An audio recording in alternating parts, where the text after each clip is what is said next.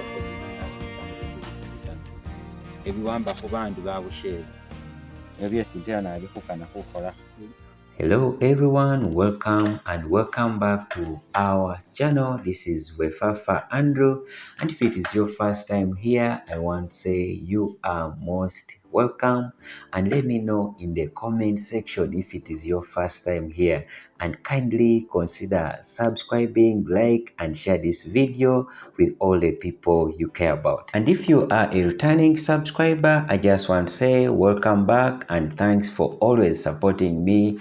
Thanks for the good messages that you send via the email, on Facebook, in the comment section. They mean a lot. They encourage me, they help me even to do more things. Also, they help to guide me. For example, there is a person who got concerned that my pronunciation sounds like blood pressure instead of blood pressure. Yes, I'm going to try to improve that, and I believe in this video it's going to be improved. I always mean blood pressure, but I think my pronunciation sounds like it is blood pressure. That's not what I mean. But thank you very much for the concern, and I'm trying to improve on that. So on that day, we talked about hypertension. I talked about the causes of hypertension, what it is, the signs and symptoms, the risky factors, and then I talked about the treatment and the prevention of hypertension.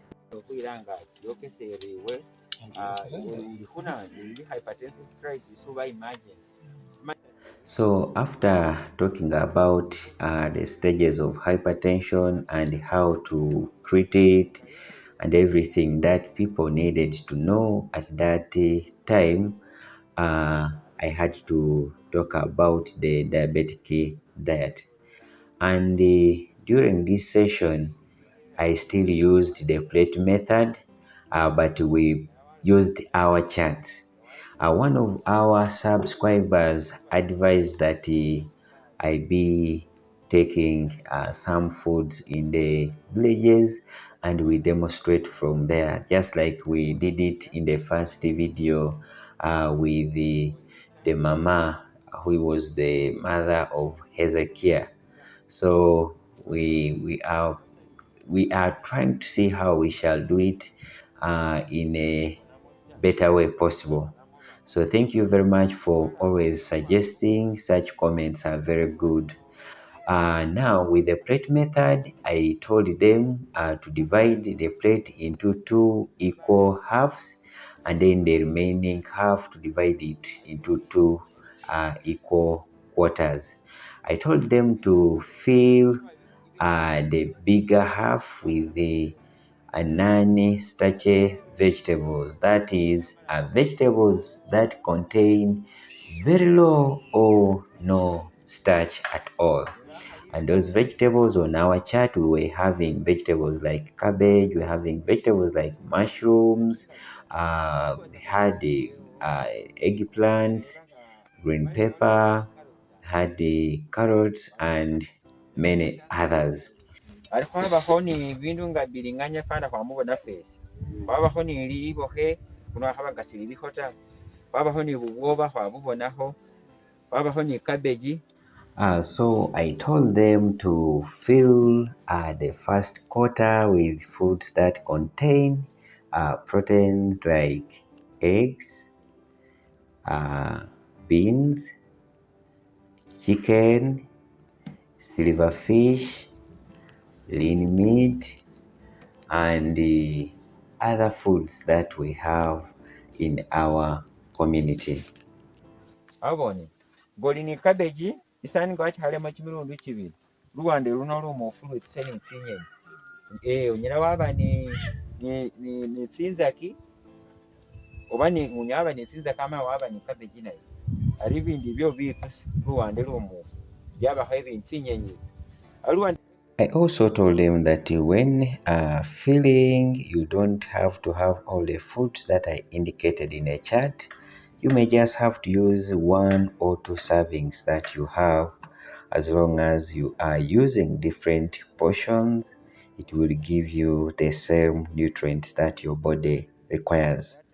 Then I told them to fill the remaining quarter with the starchy foods like we have potatoes in our region, we have also cassava, then we have maize, so they can use it as well. Yeah, then I also told them about the importance of fruits like oranges, some other plants like avocado, mangoes, and others. So I also encouraged people to plant more fruits. Then I told them the dangers of eating foods when we've not balanced them. Then luwande oluramire luno lufiti luno nolwesuraho bilyo nga busima bilyo nga kamapondi bilyo nga mwoko bilyo nga sine SENDWAVE kamatore. So I told them that when we don't mix different foods, in most cases, we overwork our bodies and our bodies end up missing some nutrients. And in most cases, when we give it the same type of food, say carbohydrates alone, you overburden it and it will only end up taking up what it requires to use, and the extra may be disposed in the form that may not be healthy for our bodies.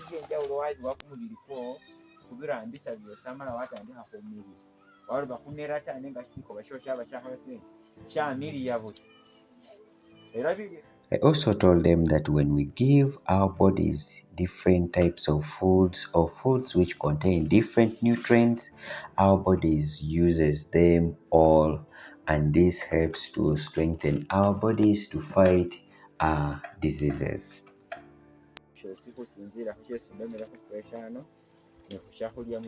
So after teaching, I asked if they had a question concerning what I taught, but they instant asked me a question out of what I'd taught them. They just thanked me for the things I taught. They told me they understood. But the question they asked me was why they feel heartburn and why they feel regurgitation of food.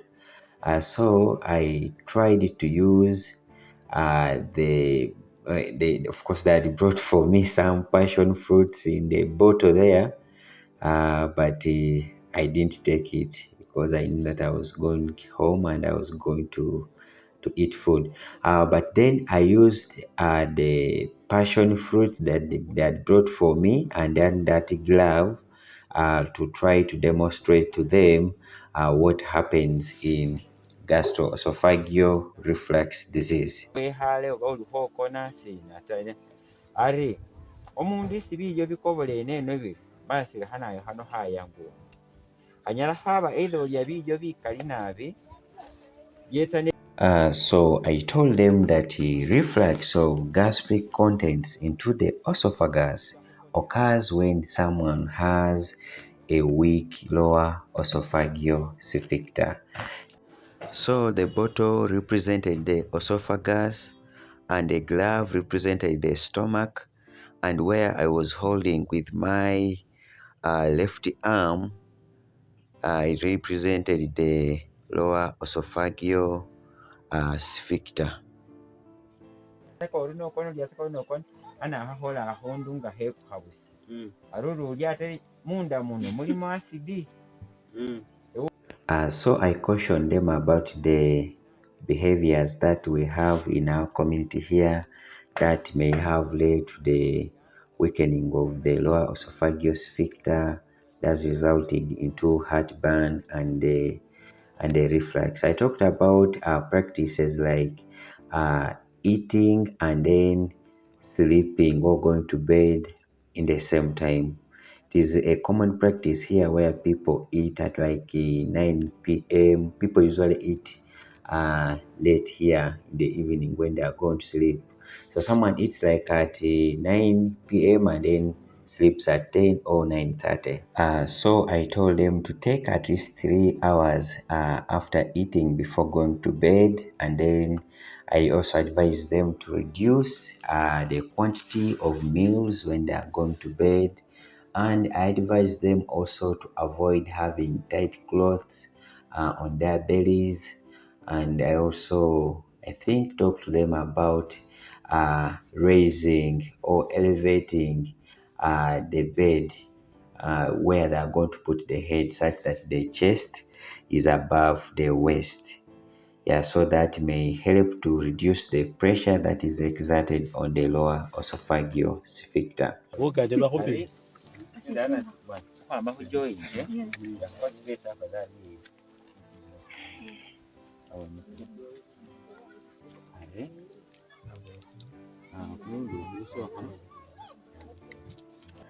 So after that, I taught them how to use the blood pressure machine.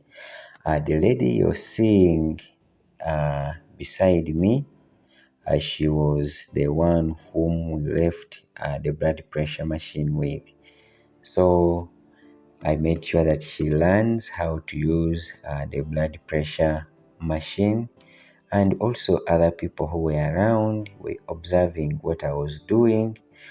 So I believe at least they learned something.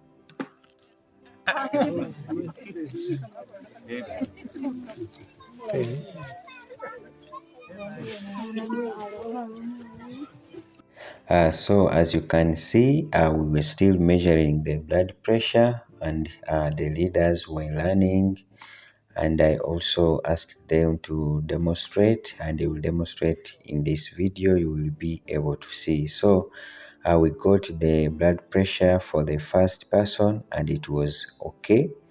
So we needed the second person, and that person was now not the one to operate the machine, but I allowed the person whom I was going to leave the blood pressure machine with to test the second person, and then also to test others who were willing on that day. So as you can see, she was doing it, and according to what I saw, her first try was not bad. She did it well.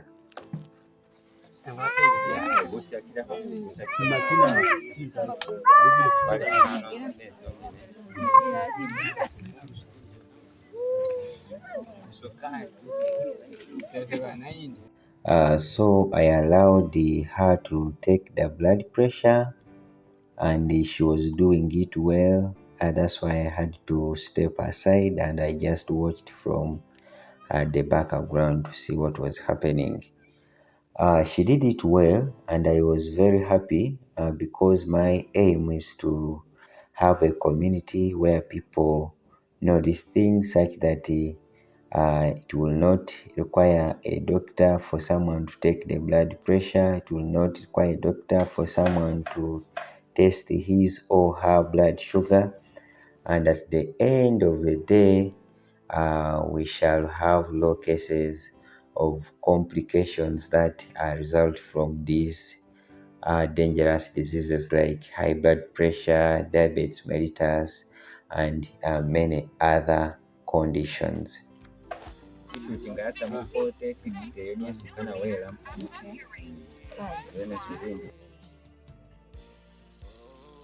Still day 3 of our community outreach. We are now left with only one place and we shall be done. As you saw in the video, we taught people about the diabetic diet using this chart, and also we taught people about blood pressure and hypertension in general.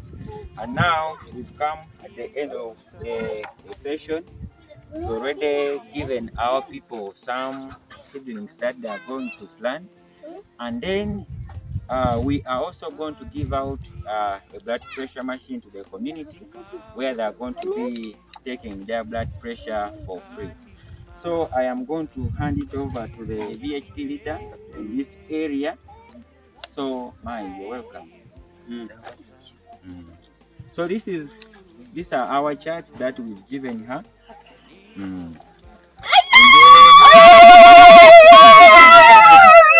We've also got them a brand new blood pressure machine from here. So thank you all for watching. See you in the next video. Bye.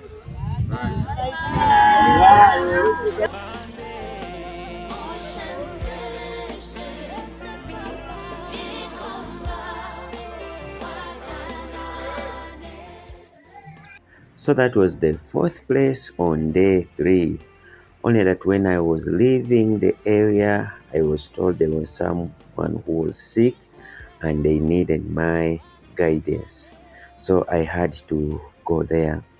But when I reached there, I found out that this patient was actually very sick, could not eat.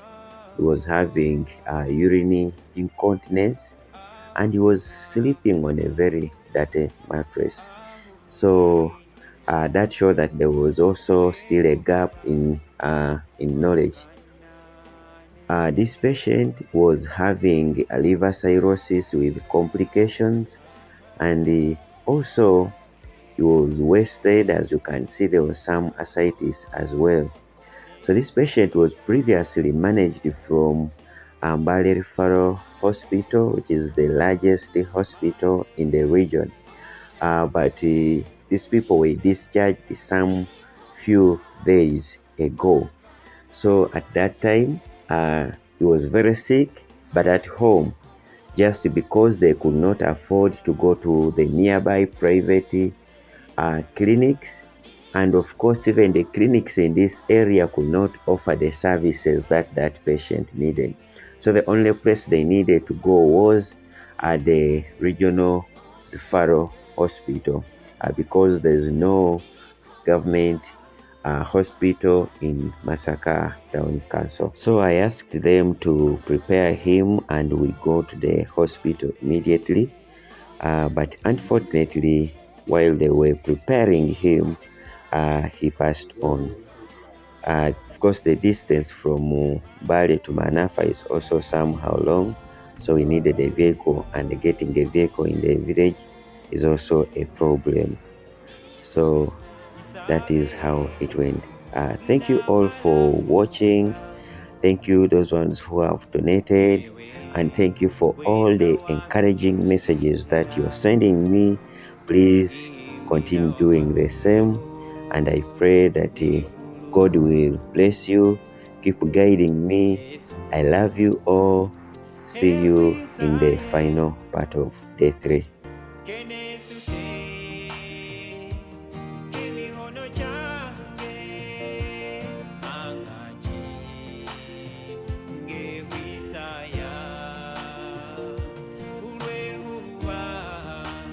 Wasuta